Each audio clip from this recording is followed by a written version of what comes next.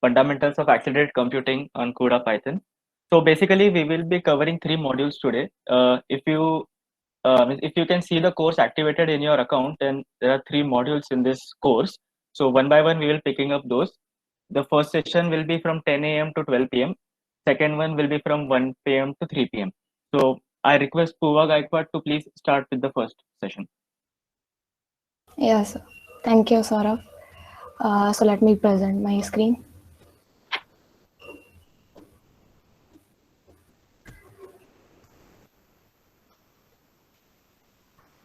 Is the PPT visible? Yes, yes.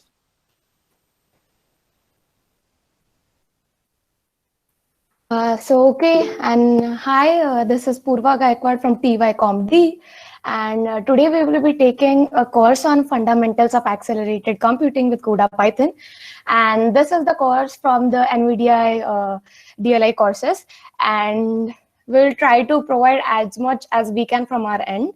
So I welcome all of you, and let's hope that we gain the most out of the course. Okay. So let me explain what we are going to do. Actually, it's an 8-hour course, but we are trying to fit it in 4 hours as it's not possible for all of us to like really dedicate 8 hours. So we have compressed the course. And at the same point, we have also expanded the course, because when you'll see the portal, you'll see the course doesn't consist of any video lectures or something it's like bare 3 Jupyter notebooks, and that's all you have to learn. And there are some prereqs also, some concepts they have just provided links. So we'll try to explain and cover it all in 4 hours.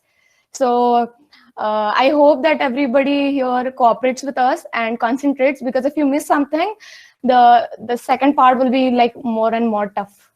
Okay. So the first base will be of introduction with CUDA, Python, and with Number. So the course is divided into 3 modules, which will be taken by Saurabh. The second module will be custom kernels and memory management for CUDA Python with Number. That will be taken by me.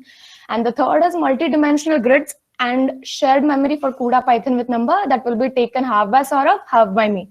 Okay, so let's start with. So there are some things you should know before really starting into the course. So that will make you your process and journey easy throughout the course. So let's understand in very layman terms what is a GPU, because what we are today going to deal with is mostly GPU. So what is a GPU? It's a graphic processing unit, and everybody know this from since like our first CS class ever. So it's electronic circuit designed to readily manipulate and alter memory to accelerate the creation of images. So after we know that like GPU we use for like graphics card, we use for gaming, for more good animations. So they are good with that. But what we now recently in this era, it's discovered that GPU are more suited for more arithmetic calculations and bigger arithmetic calculations. So uses of GPU are in many fields like VDI, that is virtual desktop interface, graphics and animations, and HPC, that is high performance computing. We will be discussing about all this in as we proceed. So we know that it has a huge part in gaming, but now throughout this course, we'll be seeing how this can accelerate our ML AI journey, how this can accelerate everything we are doing. Okay. So the next thing is the far and most obvious thing, CPU versus GPU.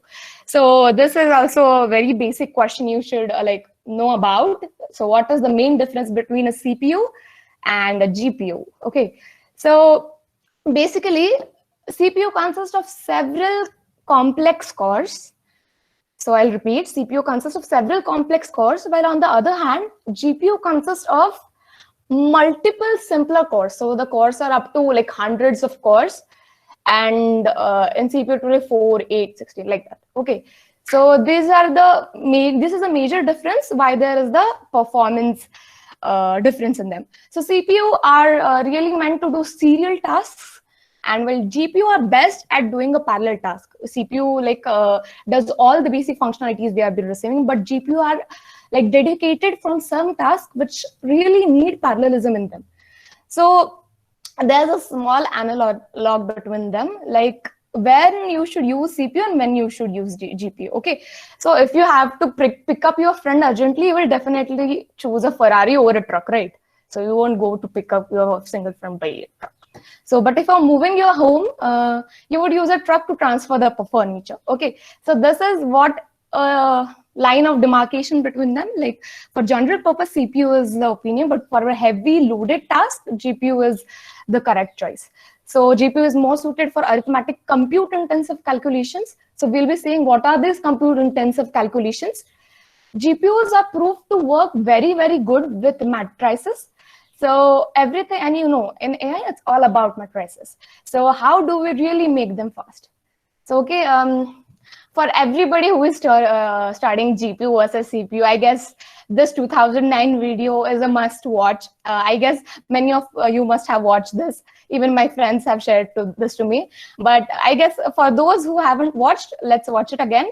Like it will not stream properly, but what you can do is like try to get the picture, okay?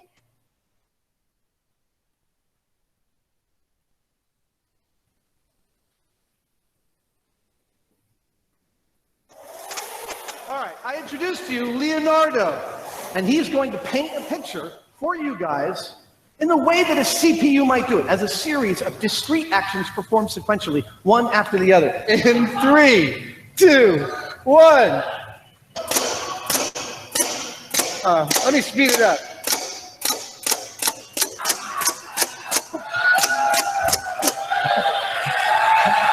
Ladies and gentlemen, Leonardo 2.0. When we hit this trigger on this thing, 2,100 gallons of air goes through these accumulators, out these valves, into all 1,100 of these tubes, into these tubes in which the bottom of is a paintball. Each of those paintballs will fly across 7 feet of space and in 80 milliseconds reach its target. Hopefully, when it's all said and done, it's going to paint the Mona Lisa. GPU painting demonstration. Yep. In 10, 9, 8, 7, 6, 5, 4, 3, 2, 1.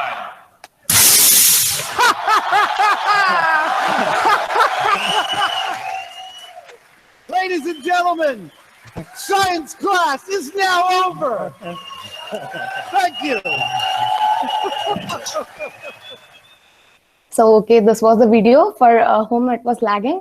So let me tell you, the first was CPU working in a serial order, and second one, the bigger you saw, is GPU. So how it worked is like in front of you. So now, why do we really need acceleration? Why are we studying this? So I believe that when the why is clear, the how become more and more easier. So let's figure out why we are doing this. So there are many compute intensive tasks in like training neural networks and computer vision applications and more stuff related to AI and deep learning, which needs to be, we need to run them faster. So, and yeah, training a model is a very compute intensive task. So for that sake, we need acceleration, and GPU is proved to work very good with that. So there's a short story that before the boom of deep learning, Google had an extremely powerful system to do their processing, which they had specially built for training huge nets. So before this concept of GPU is working good with deep learning and AI, Google used several compute nodes that they made a network of CPUs to run their huge nets. But now, that costed them a $5 billion. When it is proven that GPU works fast, now the same thing can be computed by the researchers at Stanford using a GPU infrastructure, and that cost is just reduced to $33,000. Pretty impressive, right? So yeah, fun part. Still waiting for my neural network to train. I guess this don't happen with anyone. What is CUDA? So what basically CUDA is? So let's understand what CUDA is. So CUDA stands for Compute Unified Device Architecture. जिसका मतलब ये है कि CUDA का हम दो type से meaning ले सकते हैं. If you search through net ना, you will get a lot of confusing problems. Like कुछ लोग बोलेंगे नहीं नहीं ये तो प्रोग्राम लिखने में मदद कर रहा है, कुछ लोग बोलेंगे कि आर्किटेक्चर है. तो कूड़ा है क्या in reality? So it's a combination of both. It is an architecture to parallel architecture, and it's also a parallel programming model. So CUDA lets you write parallel tasks for GPU with ease. You have many options to write CUDA program. For example, C, C++, Fortran, and today we are going to see some others which we will be working with. So let's take a big picture of what really happens. So imagine if you want to add two arrays. Okay, so two arrays into an output array. Suppose A be your input array and C is your output array. So what you will do? So you will try and add first element of this, first element of this, and first element of this, which will output the first element of the C array. So for C, it's a normal code. You will iterate using a for loop. But so how can you do this? Because if imagine that the arrays are long enough, like they are huge. So iterating over it will take a considerable amount of time, right? So you don't want to waste that time. So can you imagine much faster way? So can you think of that each index is calculated at the same time? Like the 0th index is added with the 0th index. At the similar time, first index is added with the first index. So yes, we can do this with the help of CUDA. So now the same code is manufactured a little bit using the CUDA syntax in C.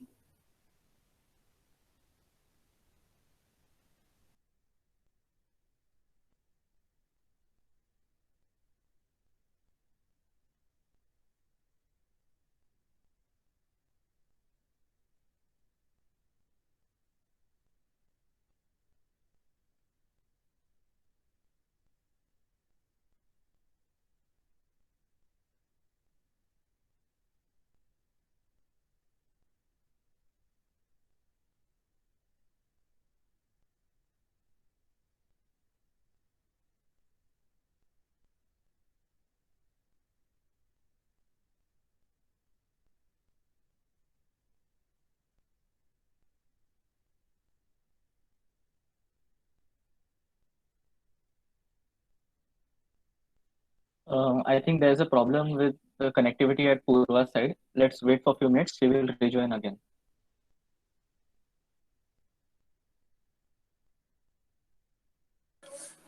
Good morning, everyone. This is Professor Devika Verma. I'm the faculty coordinator, as you all must be knowing, for ML Forum. Meanwhile, Purva joins back. I'll just want to make few things clear to everyone that Saurabh and Purva have really worked hard for this today's session, okay? And they had to explore a lot of CUDA Python. This is a very new topic. So I first of all congratulate both of them for taking this challenge and exploring CUDA Python. And I'm sure that these students will be very well justifying the topic. So I see some queries on the chat box. So I'd like to request all the students to use this platform as a way to explore CUDA programming more and more. And with this workshop, you are also provided with access to NVIDIA DLI course on accelerated computing using Python programming. Okay, so whatever these students are going to talk, they are all their own knowledge explorations. Okay, and these students will be sharing this knowledge with you in today's workshop. And after you take up this workshop, definitely it will be very easy for you to get the certification from that NVIDIA course. Okay, so use this platform for adding up to your knowledge bank, and later on you can parallelly do the exercise if it matches. Okay, if not, then you can take up the exercise in your NVIDIA course, which has been enabled for everyone now, later on also. So my appeal to everyone is first try to understand what these guys have to say, and then later on also you can complete your course. That course remains with you only. Okay, so do not worry much about the course. So this Purva and Saurabh are going to help you and enable you to explore more and more in this particular CUDA Python programming. So all the best, everyone. So I think Purva is back, and then she can continue with the session. Thank you. Okay, Saurav, can you let me know, like, where did I cut off? Like, did I complete what is CUDA? Like, did you hear that? Yes, You were yes. just talking about the matrix addition, Purva. Okay, fine. Okay, thank you, ma'am. Thank you, Saurabh. So this is the way in which now you give thread ID to each index, and now the for loop is removed. So you can really work in a parallel fashion. So this is how it really works in CUDA. And I see some questions in chat box related to, will I be getting the GPUs on cloud? Of course, you will be getting. No, like not everybody has that on your local NVIDIA GPU on your local machine. So we have the NVIDIA DLR portal, which are providing GPUs on cloud. So we'll be using their GPUs for performing the tasks. Okay, so fine. So let's continue. So what is CUDA really? It's a GPU, then we have libraries of CUDA over it, and then we have framework. Framework can be anything like PyTorch, also suppose CUDA. So this is it, and so you can see a standard C code and C with CUDA extensions. So what it really does, it really simplifies our task for writing parallel applications with the help of languages we know. So there's nothing like new you have to learn with the same syntax, just a new add-on, and it makes it quite easy and quite faster. Okay, so what is Numba? So Numba is basically a Python compiler from Anaconda that can compile Python code for execution on CUDA capable GPUs. Okay, so now Numba is a just-in-time compiler, which is from the Anaconda distribution, and which helps to really make our Python functions faster. So now it also has support for CUDA. So today in this session, whole course, we will be studying Numba for using CUDA. We'll be using Numba to like write parallel applications. Okay. So how does Numba really generate a optimized machine code? That all will be explained by Saurav. It works on this LLVM compiler infrastructure, and speed of the Numba compiled functions is like very similar to the code in C and C++. Okay. So how it runs, it all will be explained by Saurav. So why Numba? Yeah, of course, because we all love Python and we want to write parallel applications with the same ease that the Python provides us. Okay. So Numba basics. So these are some terminologies like you should fix in your mind for the whole course. So here, whenever we will be talking about the host means the CPU. Device always means the GPU. Host memory is the system's main memory. Device memory is the onboard memory on a GPU card. Kernel, a GPU function launched by the host and executed on the device. And the device functions are a GPU function executed on the device, which can only be called from the device. Okay, so the device function is a GPU function which can be called only from the GPU. Okay. And kernel is some functions, like for now sake, you can take it as some functions which are launched by the host for the GPU. Okay. So yeah, we all hate theory. So it was a lot of theoretical stuff. So let's really move forward for doing the Numba basics. Okay, so I'll just exit my presentation.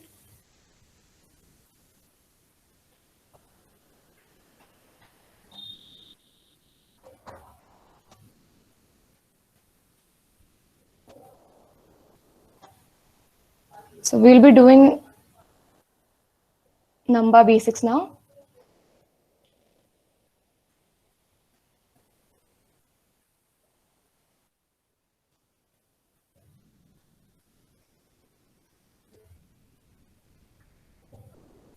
So are you able to see my portal, everyone? Yes. Okay, so now let's try to learn some Numba basics. Okay, so first and foremost is let's try to import our libraries. So Numba is a just-in-time compiler of Python function. It translates a Python function when it is called into machine code equivalent that runs anywhere from 2x to 100x faster. Okay, so let's import our NumPy. Then we will import Numba. You can also run this CUDA and number codes on Google Colab. There are some basic steps you need to configure for running it on the Google Colab, because Google Colab also provides you with inbuilt GPU for that. Okay, so now we need two decorators for the sake. So from Numba, we'll import the decorator. I'll be explaining what it is. It's JIT and NJIT. Okay. So, okay, fine. Let's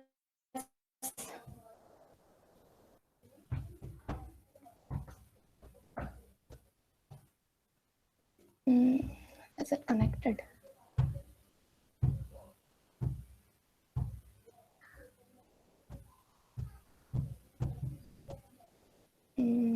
I guess I need to run it again.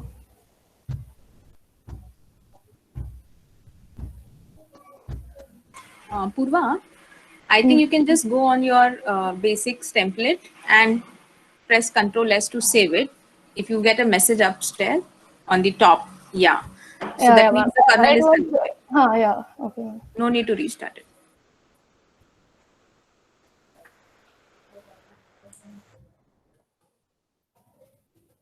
Okay, we have imported our libraries.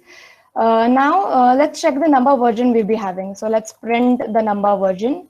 So it's Numba dot underscore underscore version and then underscore underscore. So it's 0.37. So currently it's 0.50, I guess, the latest version, but I guess 0.37 is the most stable one. So now we'll write a basic function. Basic function using NumPy, like it will take some input, and before a threshold value, it will take the input, or if the threshold if the value is below the threshold, we will append 0 to it. Okay, so let's call our function defu, and let's take inputs A and C. So A will be our array and C will be our threshold value. So now what we try to do is, now A will be a NumPy array. So let's, okay, shortcuts are not working. So let's declare first A. So A, let's say A is equals to np dot linspace, and we want, let's take arrays from 0, numbers from 0 to 1, and we'll take 50 entries. And okay, so this is it. And let's now say that we will also generate an output array, empty like A. Okay, so we'll iterate over this array.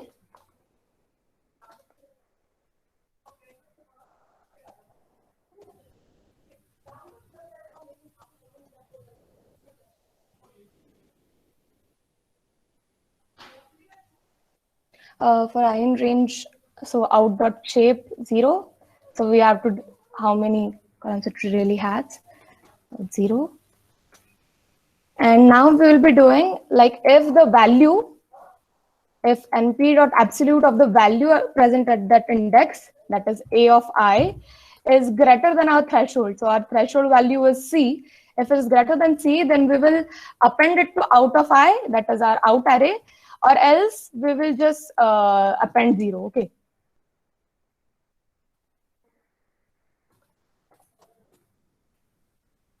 Okay, fine. So, and we'll return out.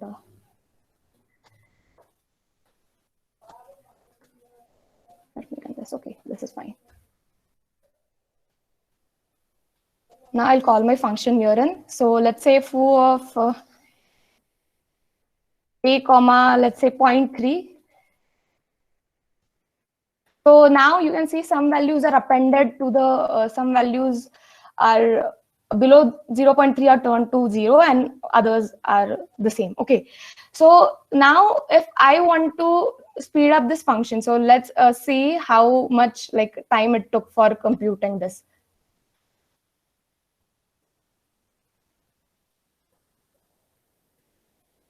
So for computing the time, we need a function called timeIt. So we'll try %timeIt,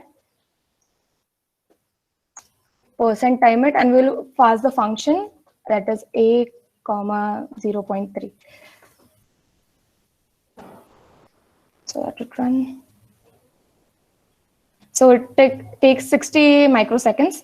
And now just we'll be appending our decorator. So what you have to do in number is just append decorators. Okay, so we'll just append our decorator that digit, and let's see what difference it makes now.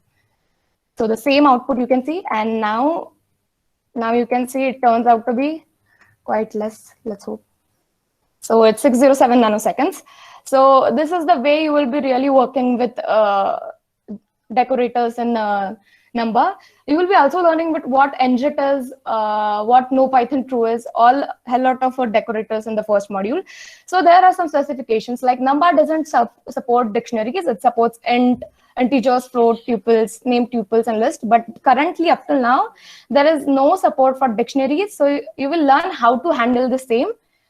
And I guess I am over for the basics part, and I'll hand over the charge to Saurav. Hello. Yeah, Saurav. Yeah, thank you, Purva. Let me present my screen.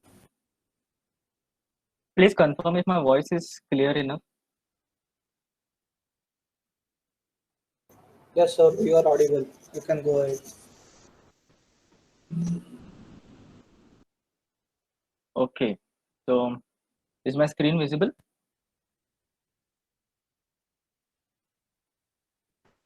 Yep. Hello.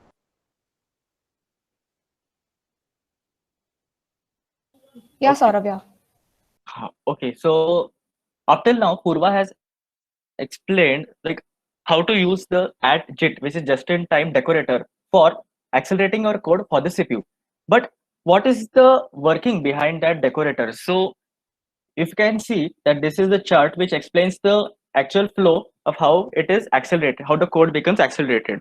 So let's consider a function do math. Okay, this is just a simple function, and two arguments are passed to it, which are x and y. So okay, so do math, basically the Python function. Then it gets converted into a bytecode. What is bytecode? Bytecode is just a lower level code of the original Python code which we have written, but still it's human readable. Okay, still it's a human readable code. Now who converts this Python code into the bytecode? It is done by the Python interpreter, which all the Python IDEs have. Now, when we don't use decorators, when we don't use number, when we don't use @JIT, this bytecode is analyzed by the Python interpreter itself, and it's get converted into the machine code, and it's simply get executed. But when we have decorator, for example, @JIT, then that bytecode is analyzed by this number IR. Number is compiler, and this analysis is done in various stages. Okay, so we call those stages collectively as intermediate representation. So that is number IR. So till this step, what we have got, what does number do? It converts that bytecode into some form of code which can be executed faster, or which can be accelerated on a CPU or a GPU. Okay, it is not a lower level code, it's just some other form of the code. So till this step, we have got that. Now, the next thing is identifying the data type of the arguments. Okay, so to tell you that number supports various data types such as int, float, list, they're in 32 bits, in 64 bits, but it doesn't support some data types like dictionary. So it is very important to identify what are the data types of these arguments which are passed, and that is called as type inference, which means identifying the data types of the variables. So suppose if you are using a dictionary, you will get an error. We will see in upcoming like in few minutes, you will get an error from here itself, and the compilation is stopped. If there is not any issue, then the code which you have got till this step, it will be rewritten. As simple as that. Yes or no? So if there is not any problem with the data types, the code will get rewritten. Now, till this step, we have some form of a code which can be accelerated on a CPU or GPU. Now, that code is still a higher level language. that needs to be converted into a lower level language. So that is done in this step, which is lowering. So that lower level language can be like similar to assembly language, and that assembly code is compiled using this LLVM compiler. Number uses this LLVM compiler for compiling its code, for accelerating its code for CPU or a GPU. Again, this compilation is not a single step. There are various steps involved in this compilation. First, we use LLVM, then we use NVVM. This NVVM is also a compiler which is specifically used to compile codes for accelerating purpose, for parallelism. Okay. So these multiple stages also we called it collectively as intermediate representation. So till this step we have got some code which is accelerated and it is in the lower form, it's lower level assembly language. Then what is the remaining step? You have to convert it into the machine code, which is the lowest form of a language, and then simply execute it. I hope you got how is the working of number. If there is any doubt, you can put it in the chat box. A quick reply with yes if you have understood, so that we can move ahead. Great. Thank you. Great. So now we will see. So now, up till now, Purva has explained how to use the JIT decorator. Now I will tell you what is NJIT. Okay. So wait a minute. I'll import the necessary libraries first.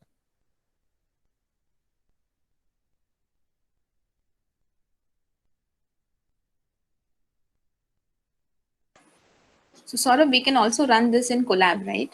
Yes. This code can also be run in Colab because NVIDIA provides only limited time slot GPU. For it, you can see I have remaining time. But Yes, and it is resource intensive also. Many a times the launch takes time and all those things, right? yeah, it takes a few minutes at the beginning. So for your self practice, Google Colab is a great option. But okay, I will also tell you how to do it in Colab. Just wait a minute. You can do that later on. Continue with your. Okay, because there are some changes that needs to be made. You have to change the runtime type from CPU to GPU. Okay, Correct. I will tell you later on, like after we finish, if time permits, I will show that. Okay, so I have imported JIT and NJIT. Now I will write a function. Okay, just I will complete a function, then I will explain you what I am doing exactly. Suppose I am writing a function named fun, which takes in one argument x. Consider that x is a dictionary. And what I want is, I will return a value, say India. Let's take India. I want the capital of India to be returned. Okay. So I will create a dictionary.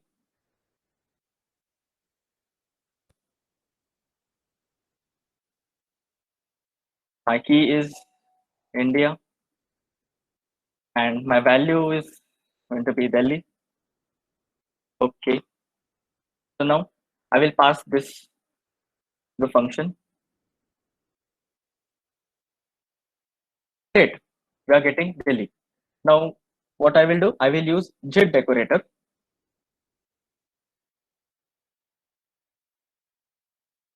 Still great. But as I mentioned earlier, that data types such as dictionary is not supported by JIT as yet. Then how are we getting this output? Okay. So now let me do another modification. What I will do, I will force it to run in no Python mode. I will tell you what it is. Just look at the result first.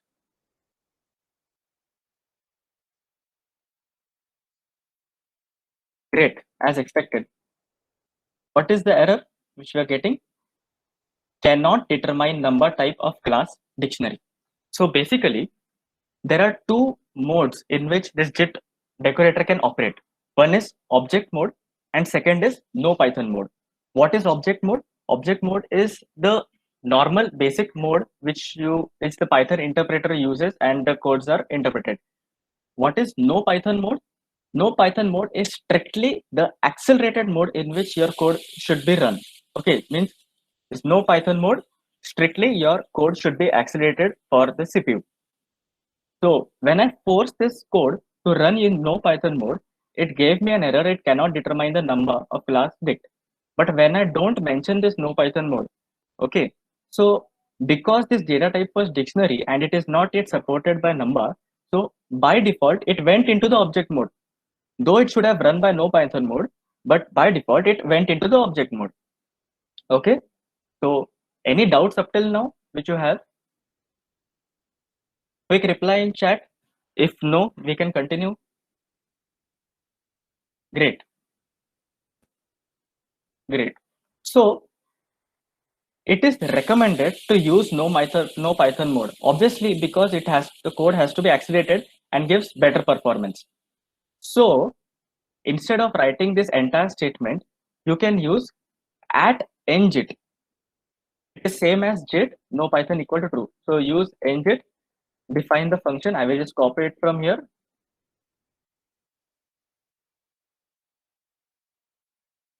And I will pass the function. Yeah, okay. So basically this is, an abbreviation for JIT, no Python mode. So we saw what is JIT and njit. So basically JIT decorator or njit decorator, it is used to accelerate your code for the CPU, not GPU, because nowadays our CPUs, our systems also have multiple cores in CPU itself.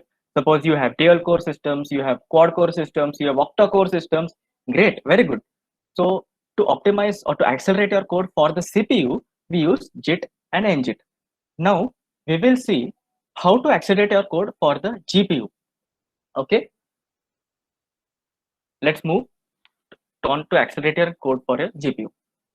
Before accelerating code for GPU, let me write a function. Suppose I'm writing a function.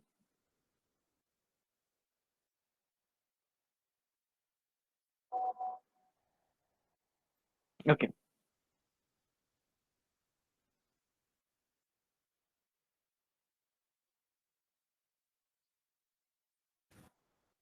What I will do, I will pass an array to it. Suppose nums equal to np dot a range. What does a range do? It will create a numpy array from the lower index. By default here it is 0 up to 10, but 10 not included. So I will pass this array the function which I have written. What should be the expected result? You can guess. Yes, basically this 10 got added to all the elements of this numpy array. So basically 10 plus 0, 10, 10 plus 1, 11, similarly 10 plus 9, 19. So what operation happened here? See, my task was to add this number to each and every element of array. But tell me, does the addition of 10 to this index and addition of 10 to another index, are they dependent on each other? No, they are not dependent on each other. So basically, this operation can be done in parallel. This operation can be very good done in parallel operation with no issues or any problems. So basically, what is Python universal functions? Here comes the concept of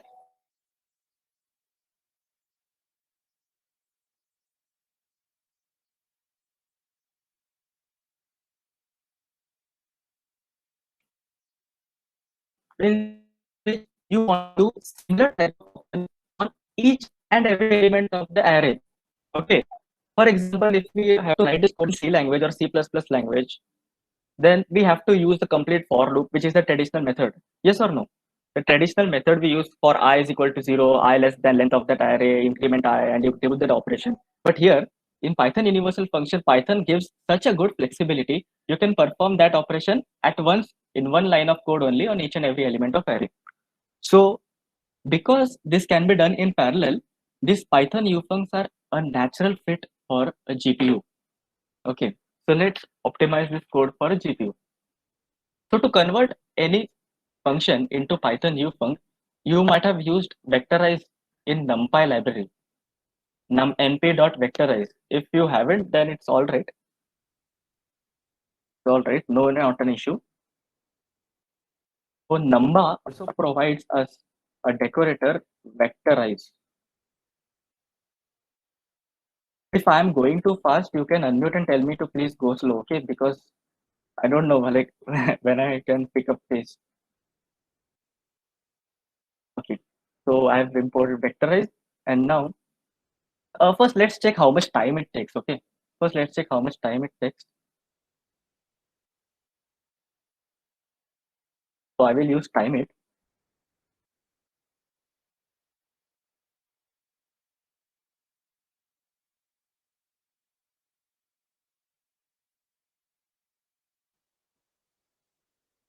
Okay, so it has taken 647 nanoseconds.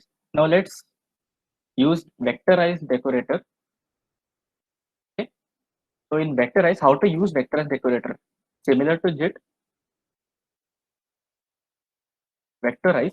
Now you have to follow some proper syntax here. Okay, so the first argument here you have to pass the data type. What is the data type of num? It's a numpy array, but what is the data type of the elements which are present in the numpy array? It is int. Yes or no? It is int. So it is by default numpy array creates a data type of int 64-bit. Okay, so int 64. Now before this bracket, you have to mention the return data type of this function. So when I add integer and again 10 integer to it, it has to be integer. Yes or no? So int 64 is my return type, and this in bracket contains the data types of the arguments which are passed to the function. Okay. Now this has to be in single quotes. The syntax you have to follow. This has to be in single quotes.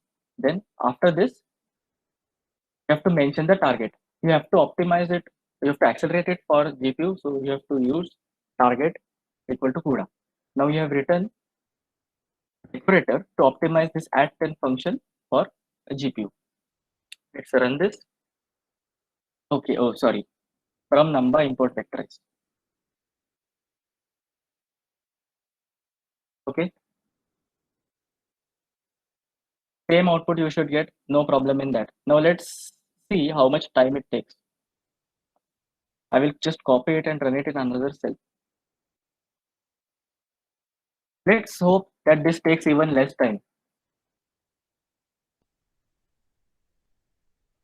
Before I say anything, do you want to comment on this? Like this is taking 647 nanoseconds, like normal Python implementation, and our GPU optimized code is taking 448 microseconds. Like if I'm not wrong, micro 10 raised to minus 6 and nano is 10 raised to minus 9. So basically our code has run 1000 times slower on a GPU. But this should not happen.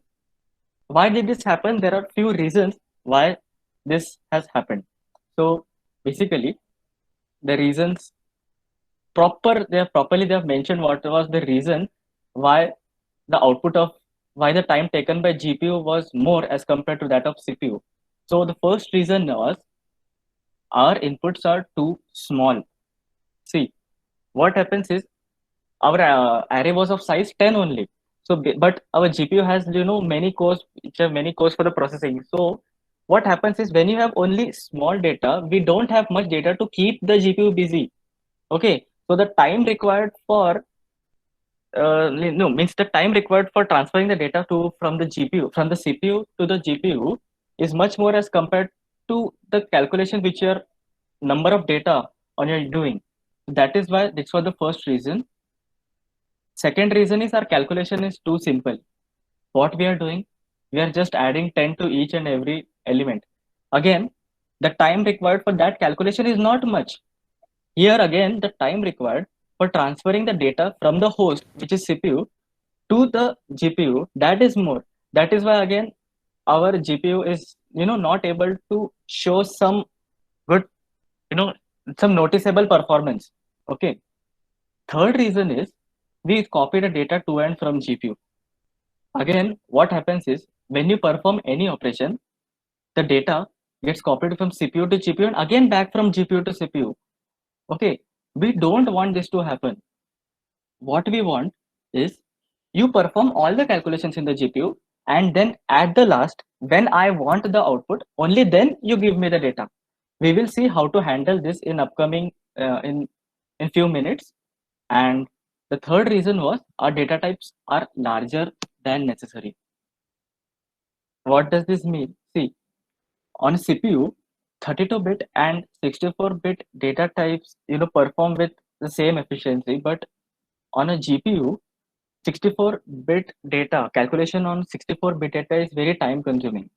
So again, that is one drawback of using larger data types. So a recommendation is you use only that size data type which is required. For example, if I relate you to using in C language or C++ language, if your maximum size is 10 raised to 6, then integer is enough to handle that 10 raised to 6 data. You don't need to declare unsigned long log int. Unsigned long log int is the maximum data type which you can have in C++. Yes or no? You can relate to that.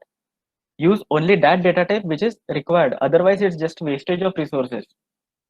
So this was the 4 reasons. Now we will write another function, and this time I will prove you that how you can optimize code for GPU and you will get better results. Now let me write another function. Just wait, and I will write another function. Say I write function for addition of two matrices, means two single arrays. Def. This is an addition function.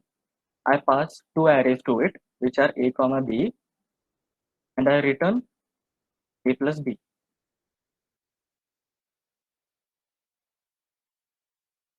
Now I will declare one array.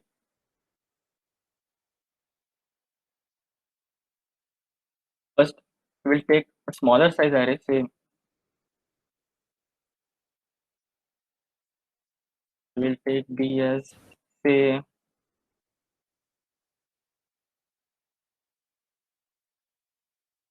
okay.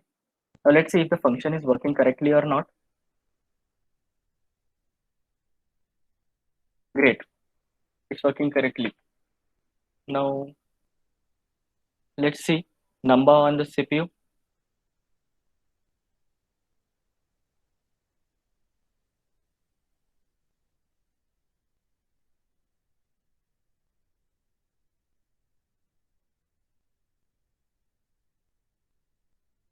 I have to pass, oh wait, a comma b.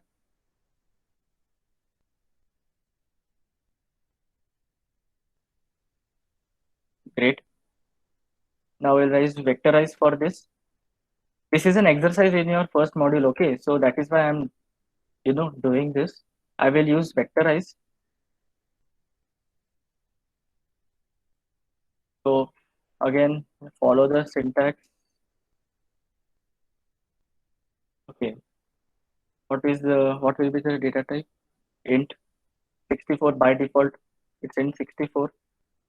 Now, what it is the return data type? What are the data types of this A and B? Again, int 64 and int 64. Yes or no? Yes. Okay. Then select the target. Set the target. Sudo. Great. Let's time it again.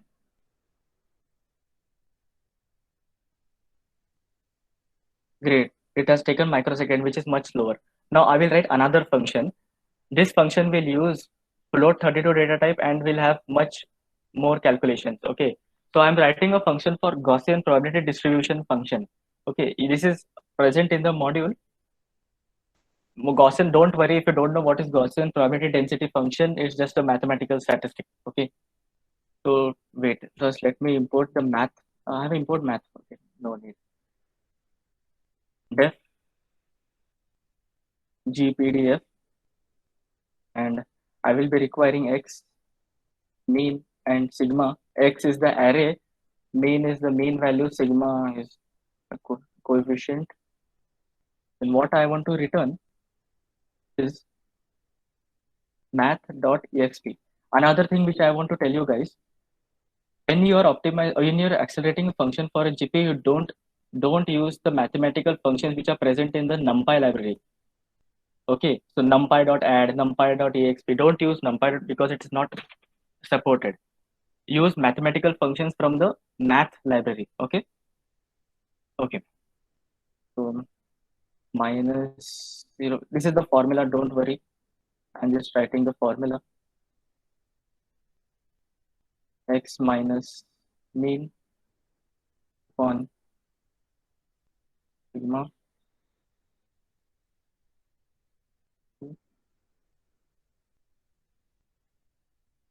sigma. Just let me complete the function. Now I want square root of 2 pi. So I have to declare this square root of 2 pi.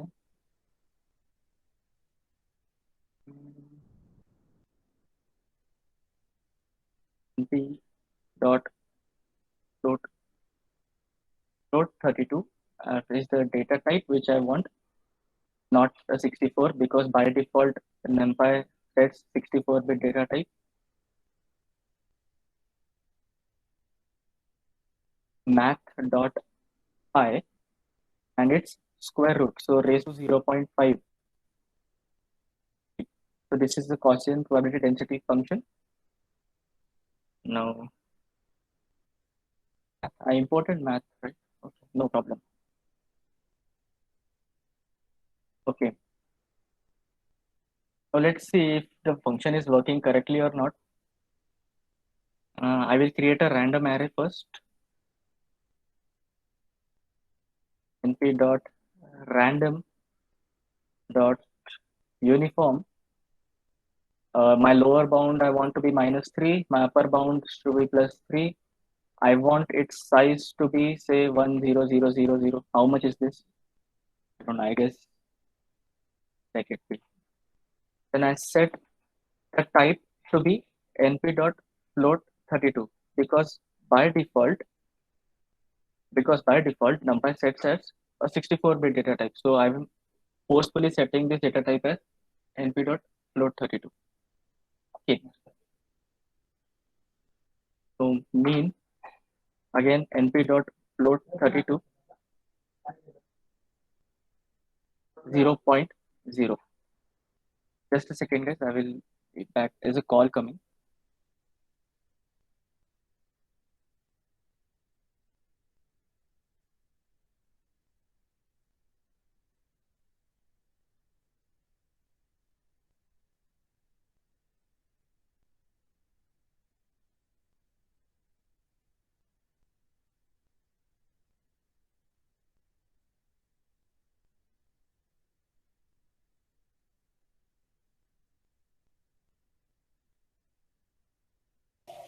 Purva, did you get my question? Yeah, Ishan, I got your question and I'm answering it in the chat box. So what you're really talking about, yeah, multiprocessing and multi-threading also makes it possible to use the multiple cores on the CPU. And while JIT and NJIT also make your functions fast to run on CPU. So both are intended to do the same work on CPU, but where does the difference really comes is when you are writing, when you want to write something for the GPU. Right? So what do? You compute your function in a faster way. So for that you use NJIT and NJIT that transforms your function into some cross transposition so that it is like compiled and is really fast. So now on that function you are applying parallel programming that you are you are running that function using multiple threads, okay, on the GPU. So for CPU, you're correct, right? JIT and NJIT are also used to perform better on CPU, while multiprocessing and multi-threading is also used for the same purpose. But when in the case of GPU, you can make your function run faster, and the same function by using CUDA, automatically each thread will call that faster compiled function. So and Atharva is asking why we need to do that. Okay, why we really need to do that? Because in the further parts, you really understand what, just now you're using JIT and NJIT. So it's like you're making the function faster and you are making multiple threads to run that. Okay, but in the further aspects, we understand how there are different decorators which help us to write some other functions which are not possible for us to write using JIT, like using only JIT and NJIT. Okay, so you mean which one is better? Okay, so again, it depends on the task and it depends on the platform you are using.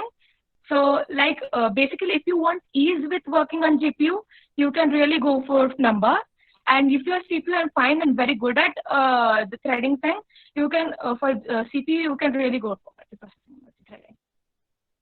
So as far as only CPU is concerned, so which we can use then which is better? Let's forget about the GPU. If there is no GPU, so which will be better, the multi-processing and threading part or the using these decorators?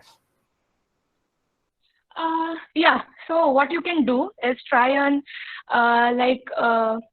use NJIT and use your vectorize, like use your threading capabilities and just time it. You can get the answer that may be different for different data sets, because what happens is the performance is really hindered by the data you provide, right?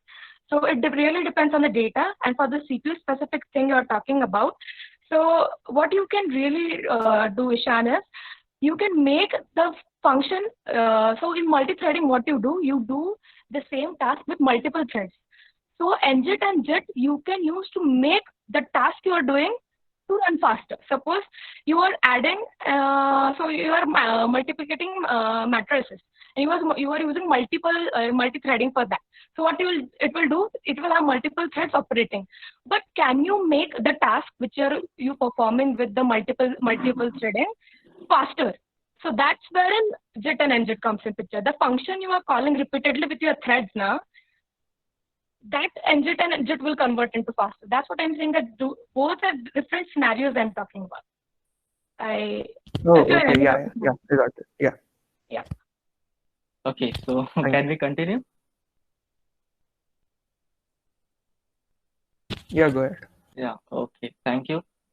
So, okay, so I have defined this mean, sigma, set it to float 32 data type. Okay, now let's see if our function is working or not. So, what is GPDF? I will pass, say, x of 0, and I will pass the mean and sigma. Okay, great. It's working correctly. Now let's time this function. I will just copy it. No, not only 0. We will pass the entire array.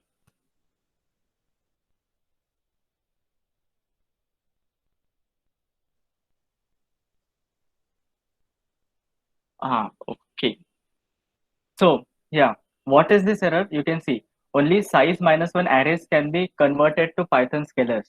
When do you get this error? Because we want to perform, first of all, we want to perform same operation on every data. Okay, on every data. So basically, we are making a Python ufunc. But if our Python does not understand if it is a Python ufunc, then we have to use numpy.vectorize. Okay, so numpy.vectorize. So what we will do, instead of using numpy.vectorize, we will just use the vectorize from number, and then we will compare it from CPU and GPU. So let me write the decorator first. Vectorize, again, it has to be in this quotes. What is the return type? See, this is float, this is float, this is float. So the operation is going to be float 32. What are the data types of the arguments which are passed? The data in this X array is the type float 32. What is the data type of mean? It's again float 32. What is the data type of sigma? Again, it's float 32. I have to set the target. Target is nothing but CUDA. Okay.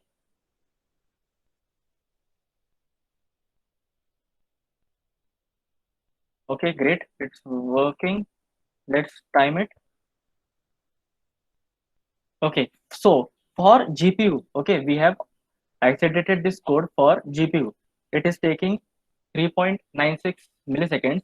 Now, how to check if what is its performance on a CPU? So, in the SciPy library, I will import the SciPy library.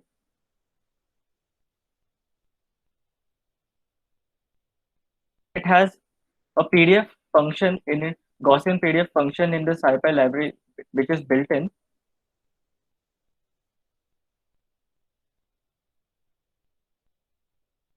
So now I will time this and let's see how is the built-in Python function working. What is the function? It's PDF. And what I have to pass? Again, I will pass X for this LOC. It's just the arguments which needs to be followed for this SciPy norm function. I'm setting LOC to mean and scale as sigma. Now let's see. Got multiple values for argument LOC. Okay. Why multiple?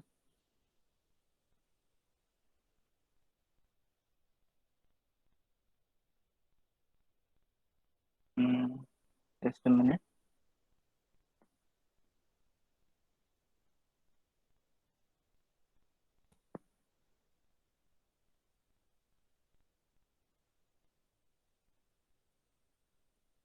Okay, so basically this is the function. Okay, wait, I will change the name. Normal PDF. So basically the function is within this function. This should work. Yeah. So you can see CPU is performing at 68.8 milliseconds and our GPU performed at roughly 4 milliseconds, which is a very great efficiency which we have attained on a GPU. Okay, so why did this time GPU perform better than CPU unlike last time? See, we have used float 32 data type. This was one reason. 64 data types were time consuming. What is another reason? Number of calculations involved. This time we are having much number of calculations to keep the GPU busy. Then what was another reason? Another reason was less size of data. So this time we have ensured that our size of data is much more. And what was the fourth reason? Fourth reason was that we were continuously transferring data from host to the GPU, then GPU to host, host to GPU. So how to avoid that fourth reason, we are going to see in few minutes. So any doubts up till now? Quick reply in the chat if you want some part to repeat. Great, great, great. So what is the next part? Let me take a look at the notebook. CUDA device functions. Okay. What is the CUDA device functions? Okay. So now we are going to take a look at another decorator, which is CUDA.JIT. So CUDA.JIT. First, let me type the code and then I will explain you. Suppose I'm writing a function. One, I'm passing an argument A. I will change the name of the function here. 1 x equal to, I want to calculate a square. Okay, I want to raise it to the 2 and I will return the result as simple. I will write another function. This is the main function. Again, I will pass it as an argument to it. I want the calculation to be done by this function. So x. Saurabh, can you zoom in? Okay, yes, yes. Is it okay now? Yes, yes. Okay. So I will call this function fun1 and I will pass a to it and I will return the result. Why I'm doing this, I will tell you in a while. First, let's check if it is working or not.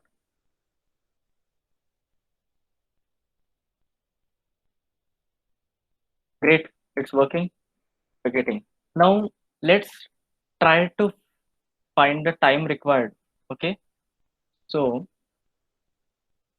percent time it. What should I pass? Say 100.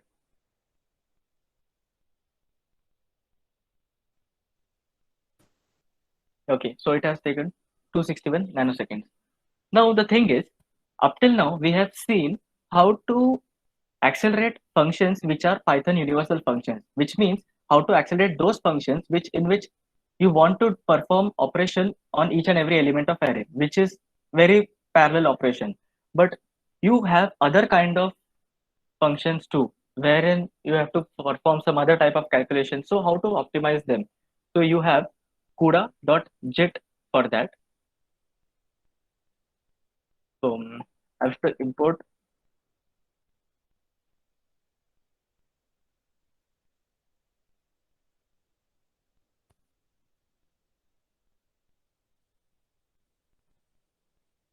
I will import CUDA.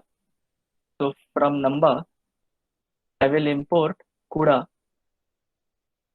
and I will decorate this at CUDA.JIT. CUDA.JIT. Now, the main function, if we are passing an array, this has to be decorated using vectorize only. So I'm using vectorize.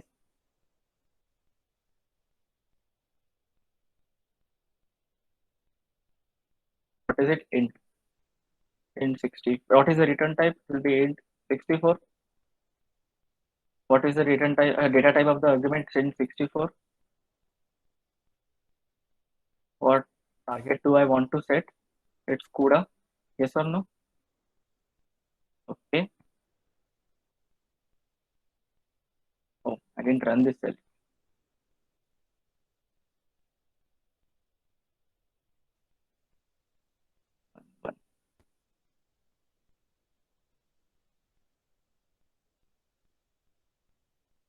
Global name 11.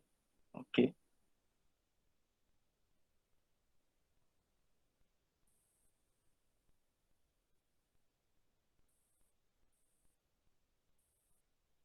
Okay.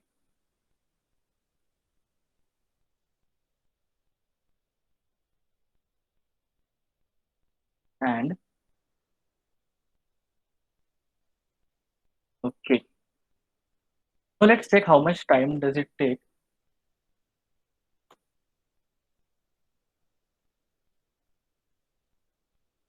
Yeah, definitely it's going to be more because we are using 64-bit data type. Now, what was my intention of writing this code? Just take a look at that. This is not a Python universal function. First thing to note, because we are not passing any array or anything. Okay. So how to optimize, how to accelerate this code for the GPU? For that, we use CUDA.JIT. Okay. What does device equal to true indicate?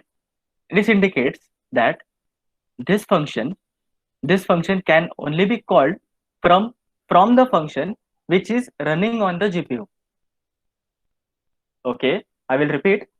Device equal to true indicates that this function can only be called from the function which is running on the GPU. So if I try to call this function directly, okay, wait, I will try to call this function directly. Okay, 1 I will pass 10. You will get an error. Why? Because this object is not callable. Because I am calling this function from the host, from the CPU, but that is not allowed. We can call this function from the CPU. We will see it in the second module, means in the afternoon session, how to do that. And mostly we are going to focus on CUDA.JIT only. Okay. So basically, I have to call this one main function,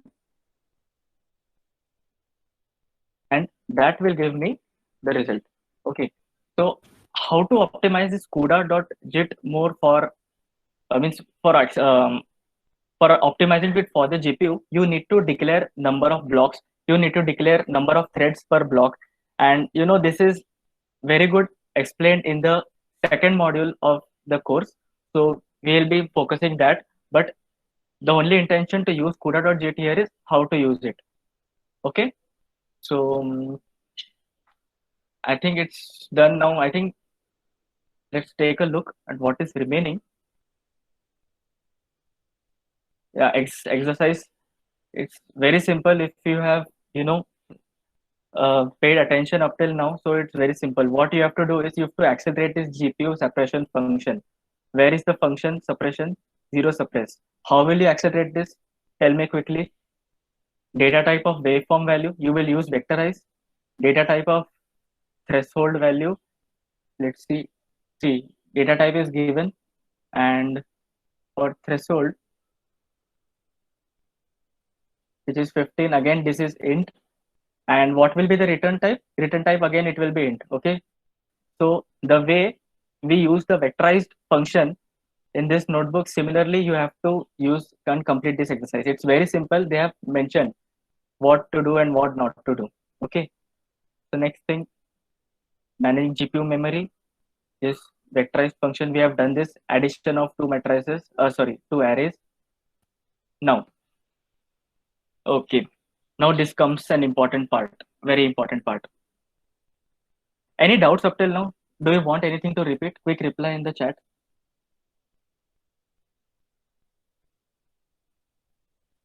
Waiting for your response. Any part up till now which you want to repeat? JIT, NJIT, CUDA.jet, vectorize. Great. Now here comes a very important part, which is the fourth reason why our GPU performed poor as compared to CPU was, like, we were continuously transferring data from the host to GPU, GPU to host, and host to GPU. Okay, but instead, what we want is, we will transfer all the data at once from host to the GPU. You perform all the calculations on that data within the GPU itself, and then when I require, I will copy that data back to the host, and then I will use it. What is the advantage of doing this is, because the time required in transferring this data to and from host and device, that gets reduced. Okay, so how to do that? So basically, this is CUDA.device arrays. Okay, what are device arrays? Let me tell you. From number, we have put it CUDA. Okay, so let me define few variables. X equal to np.arrange. I am creating an array of size, and I want its type forcefully to be float 32 because I don't want it to be 64. I am creating another array 2 into x. Okay, now I will make a function. I will make a function for adding these. Addition x comma y. I'm simply returning x plus y. As simple as this. Okay. I will call this function. Let's see if it's working correctly or not.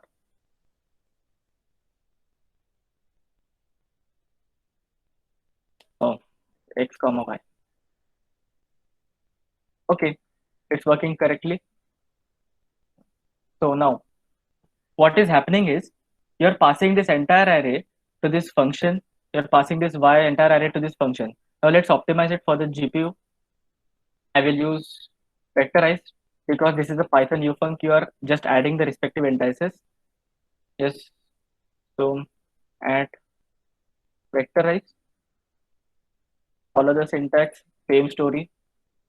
What is the data type? Float 32. It's this time. What is the data type of the argument? Again, float 32 and float 32. Float 32, float 32. And what is my target? Target is nothing but CUDA.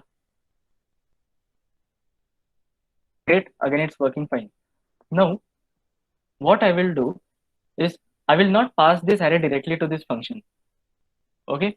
What I will do instead, I will create a device array for the GPU. How to create a device array?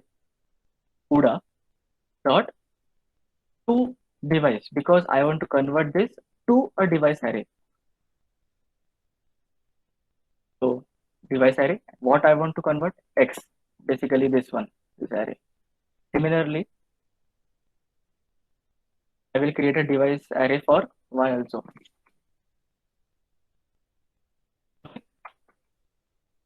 I've created a device array. What is device array basically? So it's an array which, the calculations can be made directly by the GPU. We cannot print a device array directly. Let's try to print this device array.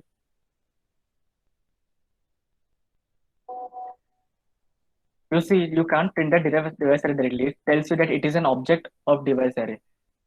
Okay, let's try to print the shape. At least we can get the shape. Yeah, you get the shape and you get the data type too.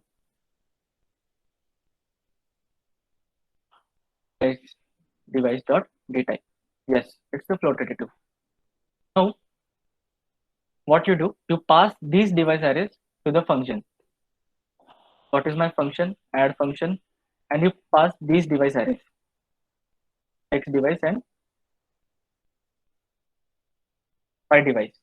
Okay. Good. Okay. The resultant will also be going to be a device array. So now I want to see the result. All the calculations are done in my GPU. Now I want to see the result. How can I see the result? My return type is also a device array. So I need to create an out array also. So out, suppose I'm storing my result in out array. So I need to create an out device array. So how to create it?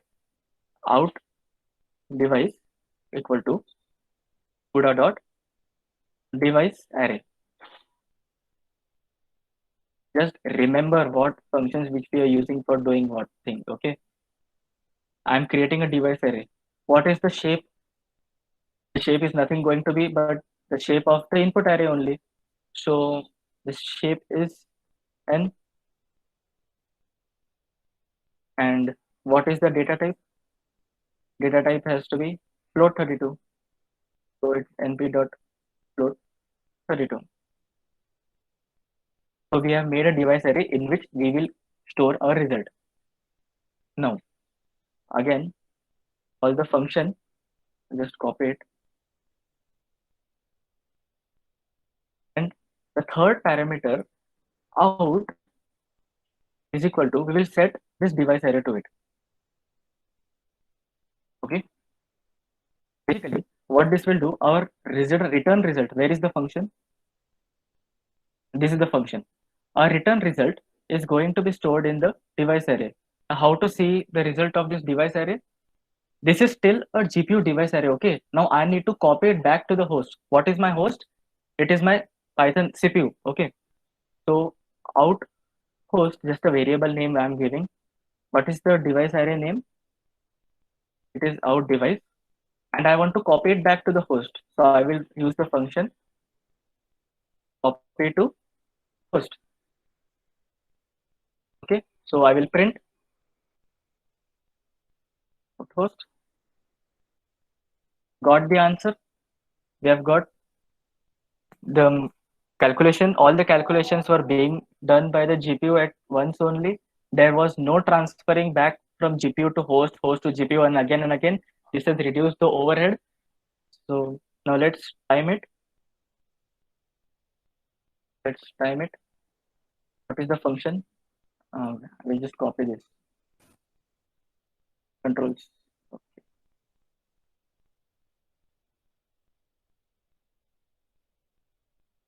This is much better than 400 microseconds. The last time we have got around 460 microseconds or something. This is much better than that. Okay. So any doubts up till now? Any doubts? You want me to repeat? How does this CUDA device is working? Where is the transfer getting? Quick reply in the chat.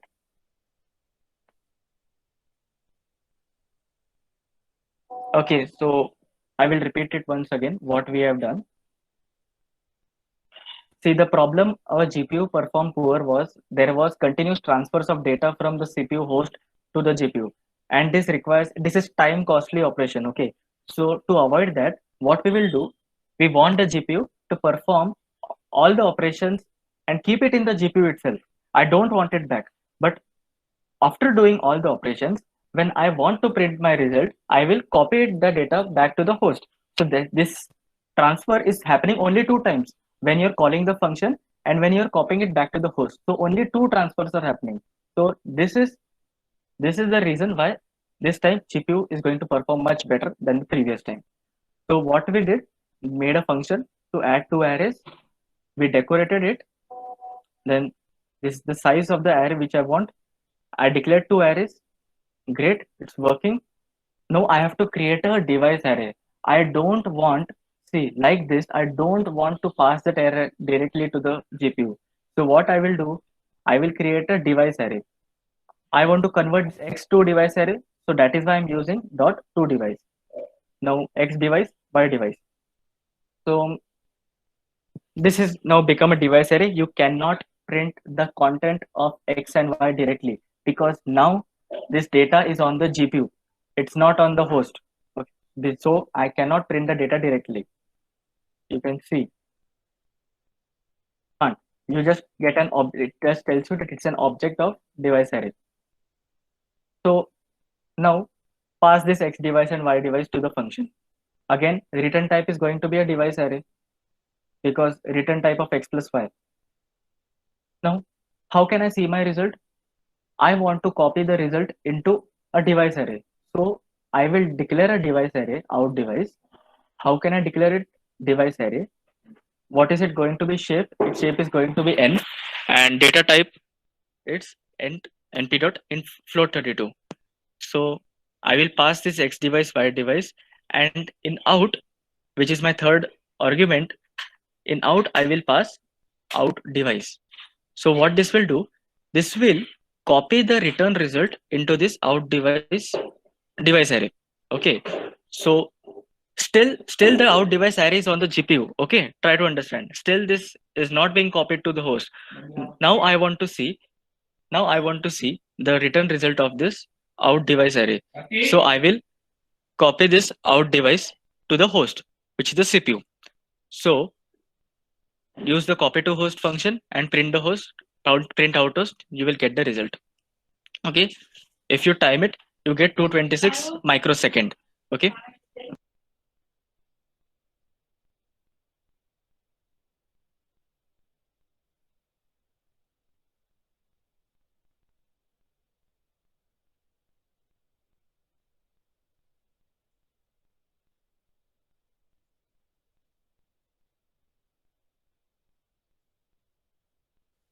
Okay, so I hope you have got this now.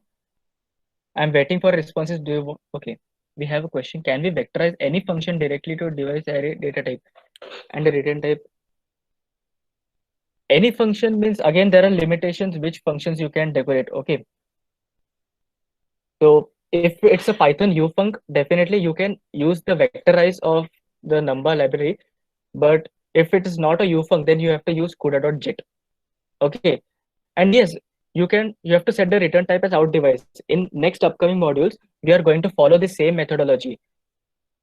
You have to copy the input arguments, and you have to create device arrays of them, pass the device arrays to the function, and copy the return in a device array itself, copy the result of device array back to the host, and then print it.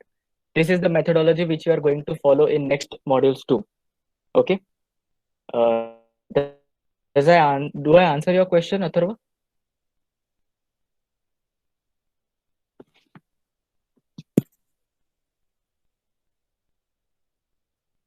Okay. Okay. So if you have understood this, then next part remaining is the assessment. Please do follow the instructions which are written here, how to complete the assessment. I will also give you a brief how to complete this assessment. Okay. So, but I strongly recommend that you perform this assessment on your own. So, and there are hints given in this cell too. Okay. So do not modify this cell. First of all, we are declaring this size in n variable. Then you have another grayscales. It's again a numpy array of type float32. Again, we have weights, an array of float32. what, so we have NumPy imported exp. Hello. Hello. Sir, Yes, just Piyush. how do we submit those assignment on the portal? Can you just show that if possible?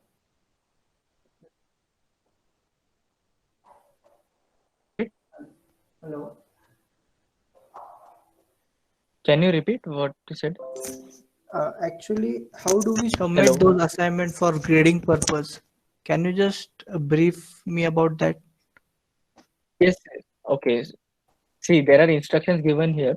So whenever you write code, what you have to do, you have to copy this code in this assessment .py file. Click on it, another file will be opened. So basically, what the changes which you're going to do, you have to copy that code in this .py file. It's opening. Save that file, and when you have completed all the cells and you have submitted your code in all the files, then you just close this and you back to this. You can click on assess task. Okay. Okay, This, fine. this will be this is going to be a blank notebook. Okay. One another question. It says that we have 2 hours 30 minutes of GPU time. So it's that 2 hours 30 minute. So when we can restart it? So if I want to use more time, how should You I can do? restart it anytime. Like if it gets exhausted, you can restart it again. Okay, then again 2 hour 30 minute will be allotted to me. Yes. Or is there any waiting time or not? No. Okay, thank you. Okay, so basically we have to optimize or accelerate these functions. So normalize, grayscales, normalize weights, activate weighted. So basically you will have to, these are the function definitions. How can you accelerate this? You have to use vectorize decorator from Numba. Okay, so at vectorize, what is the return type of it? It is going to be float 32. I guess it was, yeah. The return type is going to be float 32. What is the return type of this? Float 32. Now for values, what is the input here? As values normalized. So because the return type of this function is float 32, so basically this value's return type is going to be also float 32. Similarly, this is float 32 because it's declared here float 32, and because it's multiplication float 32. Again, see, identify the data types, follow proper syntax. Okay, then next thing which you want to do is, you cannot pass these arrays directly to the function. You have to create device arrays. Okay, how can you create device arrays? Using CUDA.toDevice. Create device array for grayscale, create device array for weights. Now the return the return array should be stored in again a device array. So you have to create an out array for this normalize function. Okay, suppose you name it as norm.out, norm underscore out. Okay, norm underscore out will have output of this function. You have to pass that norm underscore out as a parameter here. Okay, because again you are passing the output of this as an input in the second function. Okay, so again you have to create an output array for this way function. Again you have to pass that output array in this third function, which is activate. And finally you again create an output array, output device array for activate, and copy the content of that output array back to the host, to the CPU, and store it in the solution. That is your final solution. Okay, so I hope you have got an idea how to do that thing. So basically this time it, if you don't optimize it, it will run for 50 milliseconds. But using this CUDA device array, using vectorize, you will, I'm sure that you will get it under 2 milliseconds. Though it has been returned here, though it is written here 5 milliseconds, but still it will get performed in 2 milliseconds. Okay, so I recommend that you perform this assessment on your own. If you feel that you're not understanding anything, you can contact us and we will help you with submitting the assessment. Okay, so in this first module, I will show you this first module again. Anywhere, if you have any doubt, from beginning, please tell us. You can unmute and ask any part which you want us to repeat. This is very important to understand this first module, and next two modules are going to be very intense. So any part if you haven't understood, quick reply in the chat, or you can unmute and ask.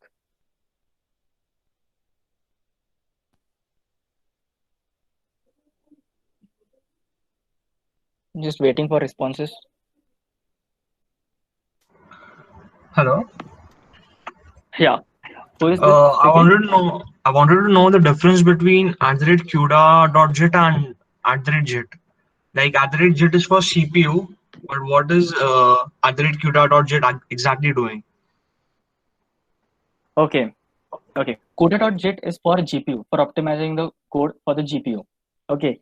And basically, only JIT decorator, add JIT, okay, it accelerates your code for the CPU. The vectorized decorator, which we learned a second, it is going to accelerate your code for the GPU, but for the ufuncs, Python universal functions. Then the third decorator which we saw was CUDA.JIT, because there are some functions which are not universal functions. Means the same operation need not to be done on every element of array. So in case of those functions, we have to use CUDA.JIT. Okay, so and it is accelerated for the GPU. So do I answer your question? Yeah, thank you. Okay, so can you please show the necessary changes to be done in Colab? Okay.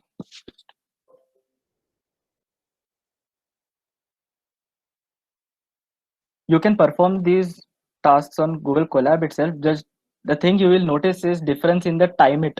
Okay, I will create a new notebook.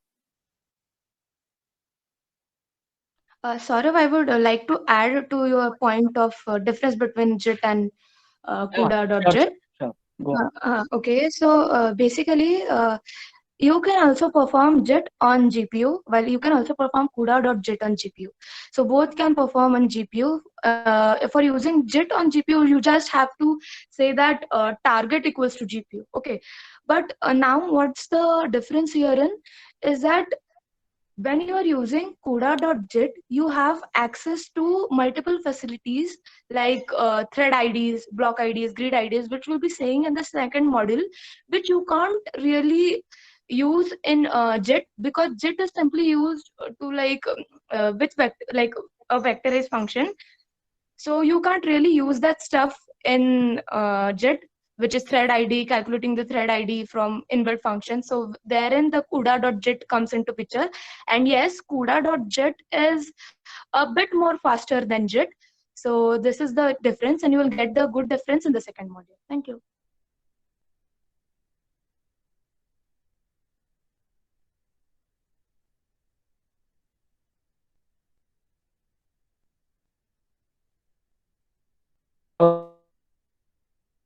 So now let me demonstrate the changes to be done in Colab. For change the runtime type, okay. By default, it will be set to none. You have to set it to the GPU. Save it, kernel.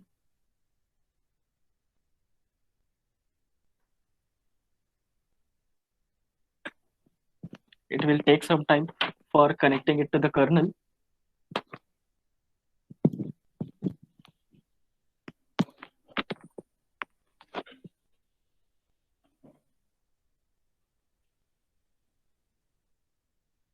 Okay, so now it has been connected. Now to check if it is using NVIDIA GPU or not, you can run this command, NVIDIA-SMI.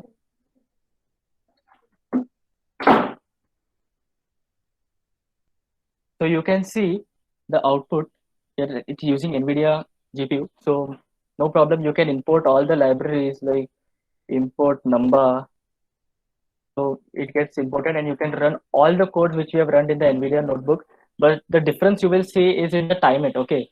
So the functions or the codes run more quickly in those NVIDIA Jupyter notebooks as compared.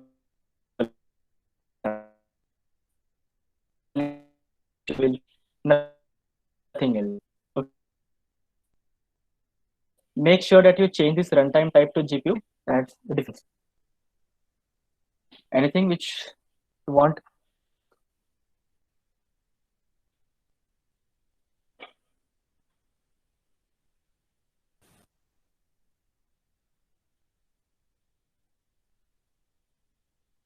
Just waiting for responses in the chat. Great, no doubt. Okay. Okay.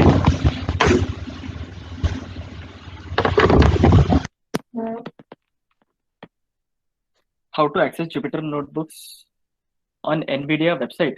Okay, so it's pretty simple. When you have opened this notebook, wait a minute. This is your notebook. Go to File and New Notebook Python 3. This will open the new Jupyter notebook on the NVIDIA site. No, I think he means how do you launch that notebook from the beginning? Oh, okay. So basically, when you log into your course, this course will be present in your NVIDIA account. When you open the first module, there are 3 modules which you can see here. Just go to that module and there's a start task button here. Okay, so click on the start task. It will take few minutes to launch, like around 5 to 6 minutes.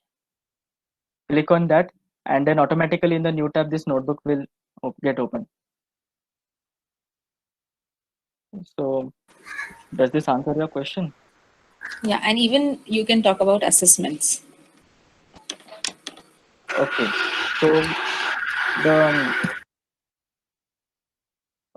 so the condition for how to submit those assessment is it's very clearly written. Just a second. Yeah, how to run the assessment. Please read all these directions carefully.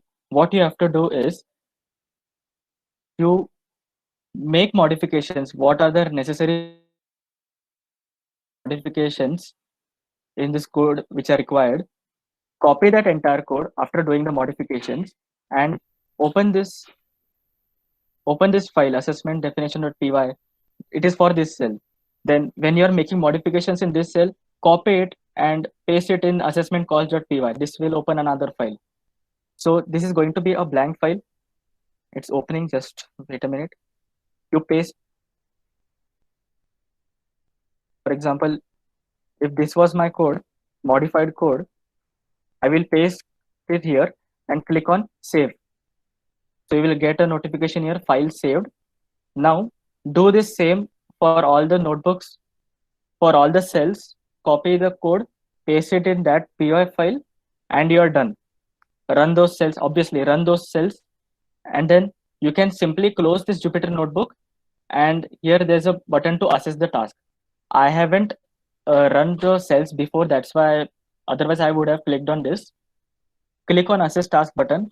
Again, it will take few minutes to get assessed. If it is correct, then you will get a notification that you have passed, and here it will come written that you have passed the assessment. Okay, otherwise it will show you that all the codes did not run properly and a failed notification will be written here. So that's how you have to assess the task. If you are complete, if you have successfully solved all the cells, you will get 100 points, otherwise you will get 0 points. That's the scheme for this assessment.